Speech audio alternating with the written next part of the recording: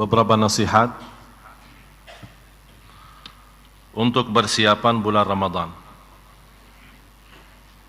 Dan insyaallah lebih sempurna dan lebih lengkap dengan kehadiran Bapak Aksa di sini, orang tua kami Bapak Haji Hakim Abdul Hakim hadir di sini, dan alhamdulillah beliau sangat membantu untuk cita dan program kami ke depan membangun pesantren.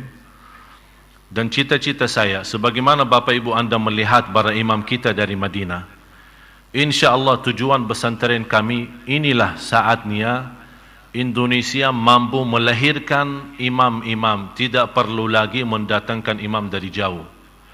Kita bisa dengan pesantren menghafal Al-Quran dengan sistem Madinah, bisa kita mendatangkan guru yang membina keluarga kami, membina keluarga kita semua, anak dan cucu kita, supaya insyaallah mereka mampu menghafal Al-Quran dengan cara orang Madinah, supaya insyaallah begitu mereka menjadi imam, kita bangga dan senang hati karena kita bisa mendengar Sudes Indonesia, Masyari Indonesia, para imam-imam yang ada di tanah suci di sana bisa disuarakan mereka di sini oleh anak-anak kita. Oleh karena itu saya masih mengharapkan kesempatan yang banyak dan masuknya bulan Ramadan, segala bantuan insyaallah rencana tanggal habis Lebaran Idul Fitri akan segera diletakkan batu pertama beresmian atau mulai pembangunan masjidnya, karena setiap waktu saya tunda-tunda karena banyak kesibukan. Dan jujur saja sampai sekarang mungkin nanti kalau Bapak Ibu berkenan mendapatkan majalah hanya dengan infak 20.000, dan 10.000 dari infak itu insyaallah akan khusus program buka puasa untuk anak yatim dan miskin selama bulan Ramadan yang kita adakan di majlis ta'lim kami insyaallah. Jadi ini semua di sini ada laporan juga, laporan semua donatur dan bantuan jamaah yang sampai titik ini berapa yang masuk dan berapa yang kita gunakan untuk aktivitas. Jujur saja memang saya harap banyak, tapi yang kami terima baru tidak melebihi 300 juta, hampir 260 sekian. Tapi karena begini sangat terbatas, terpaksa saya harus segera mulai. Bagaimanapun belum dana cukup, tapi bismillah saya akan mulai dengan apa adanya, dan saya yakin insyaallah dengan doa Bapak Ibu dan bantuan Bapak Ibu ke depan, insyaallah segera terwujud cita-cita kami supaya bisa pesantren ini insyaallah dalam 1 tahun paling tidak, paling lama, supaya bisa langsung terlaksana, terwujud, supaya insyaallah kita bisa tahun depan bulan Ramadan yang akan datang insyaallah kita bisa mewujudkan imam-imam yang sudah tamat dan lulus dari pesantren kami, yang insyaallah bisa menjadi imam di Masjid Sunda Kelapa, di masjid mana-mana di Indonesia, semuanya menjadi orang Indonesia, tapi insyaallah hafalannya dan bacaannya dengan sesuai sistem orang Madinah. Oleh karena itu saya harap bantuannya, saya harap doanya, mohon jangan berhenti. InsyaAllah semua bantuan Bapak Ibu tidak salah guna. Kami berusaha maksimal supaya Allah Subhanahu Wa Taala memimpin kita semua, supaya amalan kita, biar Bapak Ibu merasa tidak berbanyak ilmu, belum sempat menghafal Al-Quran, tapi insyaallah saya janji segala bantuan Bapak Ibu supaya melahirkan penghafal Al-Quran, insyaallah akan sungguh-sungguh dan ikhlas akan kita perhatikan supaya terwujud. Bukan hanya di untuk menghafal Al-Quran di Indonesia, malah insyaallah untuk banyak negara yang lain yang saya harap pusatnya menjadi di Indonesia. Sudah sebenarnya ditawarkan buka di Malaysia, ditawarkan buka di Brunei, tapi tetap saya masih menolak dan masih bertahan. Pertama dibuka di Indonesia, dan menjadi Indonesia adalah pusatnya menghafal Al-Quran dengan sistem orang Madinah. Mudah-mudahan bantuan dan infak semua jamaah sekaligus doanya bisa insyaallah menjadi berguna, bermanfaat bagi Al-Quran, berguna bermanfaat bagi agama Islam, agar nanti kita di hadapan Allah kalau bertemu Nabi Muhammad sallallahu alaihi wasallam, kita disebut nama kita di hadapan Allah sudah bisa membantu agama walaupun tidak dari sisi ilmu, tapi dari sisi kedermawannya. Biarpun ikhlasnya berapapun, saya tidak minta harga yang tertentu atau infak yang tertentu, Anda bebas. Tapi selalu saya punya prinsip, lebih baik banyak ikhlas daripada sedikit tidak ikhlas. Bapak Ibu jamaah sekalian, Allah Subhanahu wa taala berfirman di suratul Baqarah 183.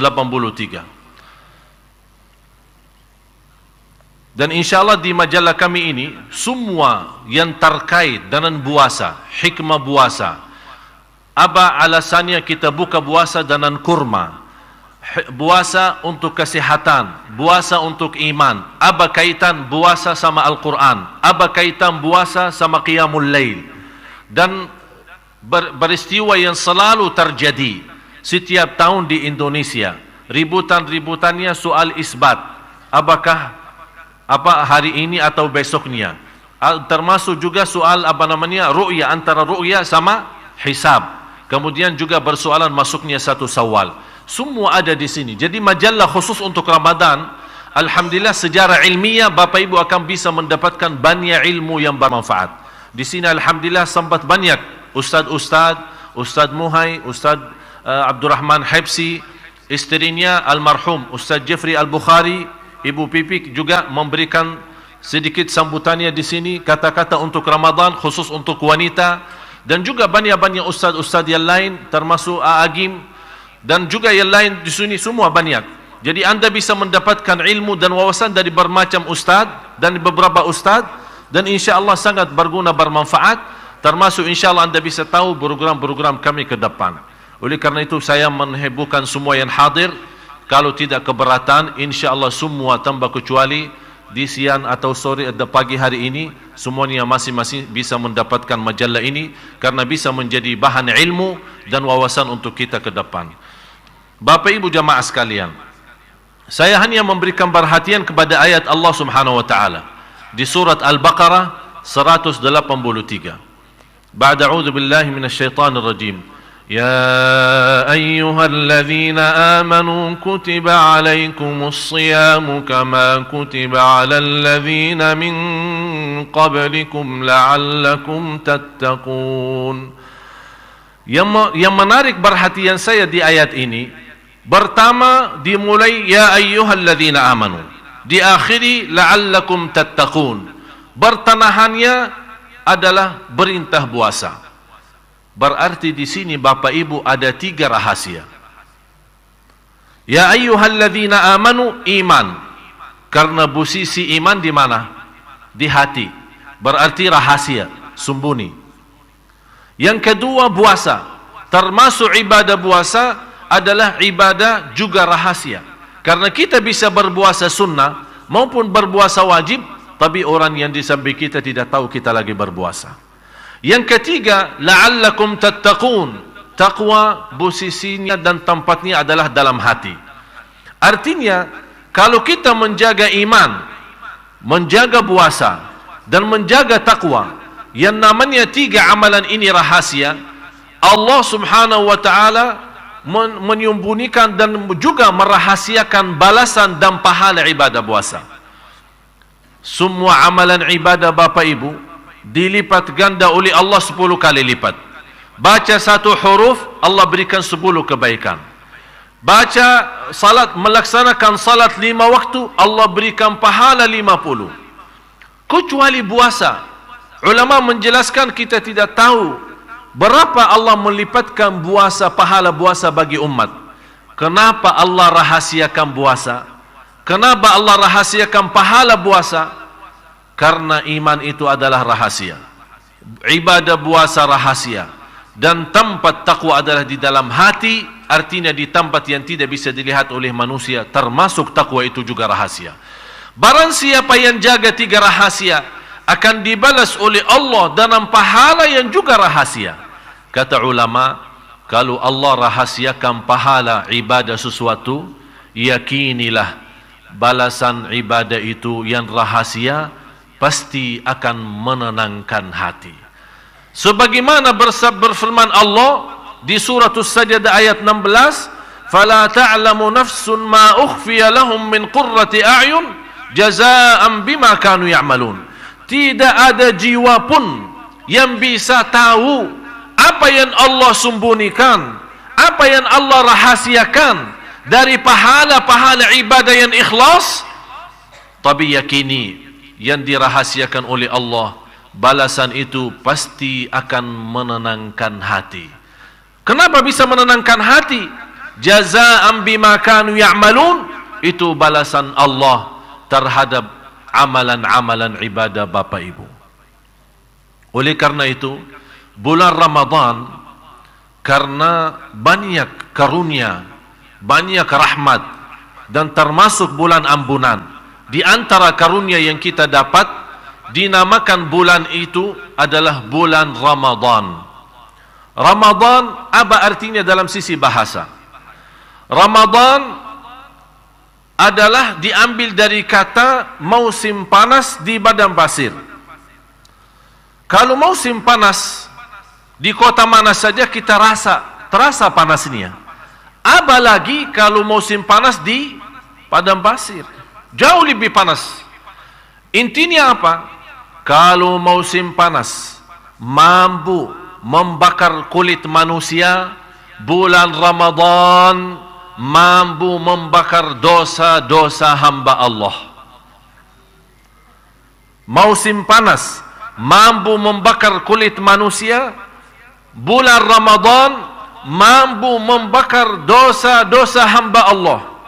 Oleh karena itu salah satu doa malaikat Jibril yang diaminkan oleh Nabi Muhammad sallallahu alaihi wasallam adalah doa dihina oleh Allah seorang yang dapat kesempatan bertemu bulan Ramadan yang namanya bulan ampunan, bulan taubat, bulan rahmat, bulan terbuka pintu surga, tertutup pintu neraka. Tapi di dalam kesempatan ini semua dia tidak diampuni Allah. Tidak diampuni Allah. Kenapa tidak diampuni Allah? Karena dia tidak ikhlas untuk memperjuangkan Ramadan. Dia tidak ikhlas untuk memperhatikan Ramadan. Dia tidak ikhlas untuk mengisi yang terbaik untuk Ramadan. Selalu malas-malas. Malah dijadikan Ramadan bulan tidur, dijadikan Ramadan bulan makan, dijadikan Ramadan bulan malas. Begitu kita melihat seorang yang tidak bersedia banyak ngomong, kenapa? Kamu sakit? Enggak, saya lagi puasa. Sampai kita tidak banyak berbicara karena lagi puasa. Kita tidak ada fisik dan tenaga untuk bekerja karena puasa. Padahal kalau kita baca dalam sejarah, perang Badar di bulan Ramadan, dan banyak perjuangan sahabat bersama Rasulullah di bulan Ramadan. Para ulama kami, para dakwah bendai yang menyebarkan dakwah Islam di bulan Ramadan.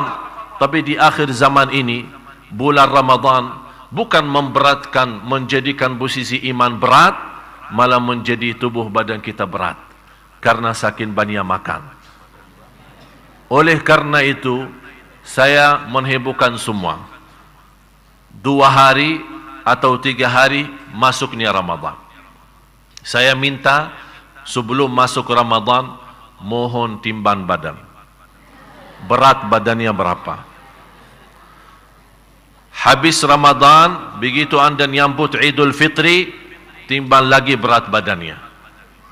Kalau ternyata naik berat badan berlebih-lebihan, ada tambahan berapa kilo, berarti mohon maaf, anda sudah jadikan Ramadan bulan makanan. Aku heran, pas bulan Ramadan makanan yang paling enak. Saya selalu diundang buka puasa, sepanjang tahun tidak pernah saya lihat makanan ini. Tapi begitu saya tanya, oh ini tradisi khusus Ramadan. Jadi keluarnya bintaran hebatan ibu-ibu, bisa kita tahu kehebatan masakan ibu-ibu hanya di bulan Ramadan. Luar biasa. Kenapa sampai seperti itu? Padahal Ramadan itu sebenarnya kenapa ada puasa? Supaya kuranin makanan, badan kita sehat. Sepanjang tahun kita makanan macam-macam. Saya termasuk seorang yang rusak suara bacaan saya sampai sudah tidak berlaku jadi imam. Akhirnya saya pensiun jadi imam. Alhamdulillah adik-adik saya lanjut jadi imam. Kenapa rusak suara saya gara-gara makanan di Indonesia? Apalagi Padang. Barminya kan? Goreng-gorengan. Jadi akhirnya rusak. Suara saya sudah tidak bisa jadi imam lagi. Tidak suara tidak menenangkan, menghiburkan hati. Saya akhirnya malas jadi imam. Akhirnya saya bilang sama adik-adik saya, udah kalian jadi imam, saya hanya berceramah. Jadi saya tidak berani jadi imam karena sudah rusak suara. Oleh karena itu Ramadan ini kesempatan, karena sepanjang tahun kita tidak kontrol diri dari sisi makanan. Begitu masuk Ramadan, manfaatnya dari sisi kesehatan adalah membunuh dan menyembuhkan segala penyakit. Dan racun-racun dari hasil makanan selama 1 tahun akan dibersihkan di bulan Ramadan. Jadi racun makanan kita, karena mohon maaf sekarang makanan kita semua berkimia. Buah-buahan berkimia, beras pun sekarang berkimia, di mana-mana pun berkimia, roti berkimia, apapun berkimia, ayam sudah berkimia, kambing yang dulu kita enak makan mandi sekarang tidak enak makan mandi, makanan Arab. Kenapa? Karena semua sudah berkimia. Akibatnya apa? Tambah kita rasa banyak tumbuh racun-racun gara-gara makanan. Oleh karena itu Rasulullah SAW sudah menjelaskan, seburuk-buruk tempat terisi makanan adalah perut, karena tempat sumber penyakitnya adalah perutnya. Oleh karena itu ini kesempatan. Begitu masuknya bulan Ramadan, biar Bapak Ibu sekarang melihat saya lumayan agak gemuk, insya-Allah habis lebaran mungkin tidak bisa kenal saya, karena kembali kurus kayak adik-adik saya ini. Kenapa? Karena selama bulan Ramadan saya punya kebiasaan makan puasa, buka puasa kurma sama air, sahur kurma sama air selama 30 hari. Jadi tidak makan apa-apa selain kurma sama air. Memang pernah berkata Raja Faisal, kita orang Badui hanya makan kurma dan sama minum susu unta.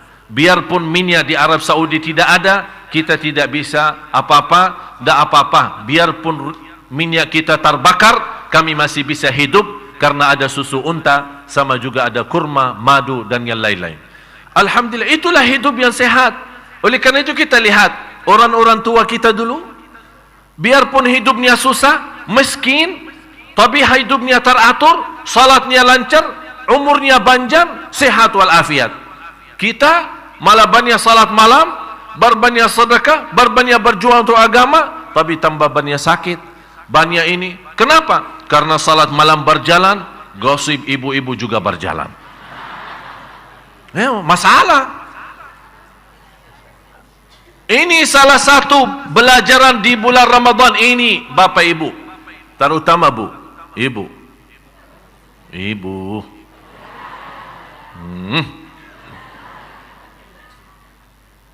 Sebenarnya ibu hati yang baik. Memang salah satu yang membuat saya cinta Indonesia ini gara-gara ibu-ibu. Saya cinta ibu-ibu. Boleh kan? Iya. Luar biasa. Memang ibu luar biasa. Sebenarnya jujur saja, kita kalah bapak-bapak. Yang banyak ngaji ibu, yang banyak salat malam ibu, yang banyak berjuang untuk agama ibu-ibu. Luar biasa. Dan saya selalu berkata, mudah-mudahan ibu duluan masuk surga, tapi jangan lupa bawa kami juga belakangan. Tapi di samping itu ada satu masalah. Ini kasihan kan? Sayang ibadah kita, karena ini bahaya Bapak Ibu. Coba kalau kita lihat posisi lidah, itu termasuk daging yang paling tipis dalam tubuh badan kita, yang paling ringan, dan tulang yang paling kuat adalah gigi. Subhanallah, Allah kumpulkan di satu tempat. Tulang yang paling kuat gigi, daging yang paling tipis dan ringan lidah. Kenapa? Supaya tidak sembarangan keluarin. Malah kadang-kadang tambah rasa, tambah sadari kita gigit lidah sendiri kan? Coba kalau bukan rahmat Allah, kita habis gigit setiap hari, habis. Besok-besok kok lidahnya begini, habis dimakan sama gigi saya sendiri. Kok masa sama gigi sendiri tidak bisa kontrol? Ya memang tidak bisa kontrol. Oleh karena itu posisi lidah di dalam supaya tidak sembarangan keluar. Hati-hati. Ini manfaatnya sekarang kesempatan di bulan Ramadan. Bulan Ramadan, Bapak Ibu, kesempatan kita bersama buka halaman baru sama Allah. Jadikan bulan Ramadan bulan taubat, karena bisa dapat diampuni segala dosanya. Bisa mendapatkan bebas dari neraka Jahannam. Ini keinginan orang salih. Sepanjang Ramadan berdoa, i'tiqna minan nar, al-'itqu minan nar, al-'itqu minan nar. Orang-orang berdoa sepanjang bulan Ramadan, ya Allah, bebaskan kami dari neraka Jahannam.